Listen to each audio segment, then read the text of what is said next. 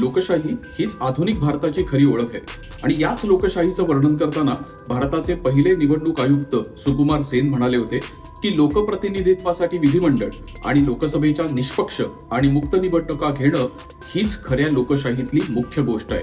त्यांचं हे विधान हे जगातल्या सर्वात मोठ्या लोकशाहीचं सार समर्पकपणे मांडणारं असंच आहे। आणि खरं तर जगातील सर्वाधिक लोकसंख्या असलेल्या देशात मुक्त, निष्पक्ष आणि सुरळीत निवडणुका घेणं हे खरं तर मोठंच आव्हान असतं।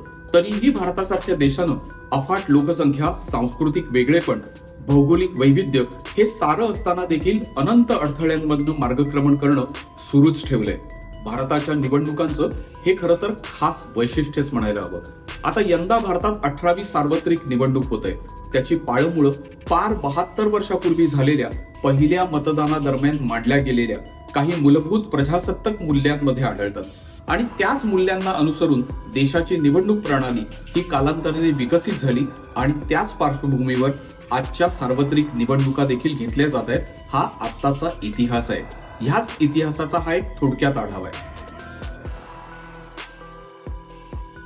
1947 साली भारताला ब्रिटिश राजवटीपासून स्वातंत्र्य मिळालं आणि त्यानंतर या देशाचं कामकाज भारतीय संविधान सभेद्वारे नियोजित केलं गेलं।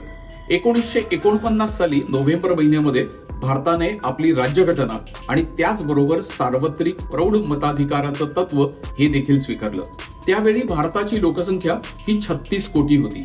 त्या काळी खरं तर सार्वत्रिक निवडणुका घेणं हे खूप कठीण काम होतं।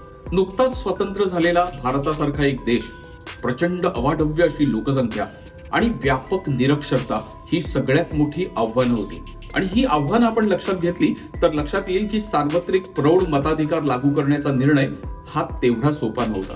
प्रश्न विश्वासाचा होता। भारतीय नागरिकांच्या व्यावहारिक सामान्य ज्ञानावर विश्वास ठेवण्यात आला आणि सर्वात जुनी लोकशाही समजल्या जाणाऱ्या अमेरिकेच्याही आधी सर्व प्रौढ नागरिकांना मतदानाचा अधिकार मिळाला। काय झालं होतं नेमकं तेव्हा समजून घ्यायचं असेल तर खाली कमेंट बॉक्समध्ये दिलेल्या लिंकवर क्लिक करा आणि सविस्तर जाणून घ्या।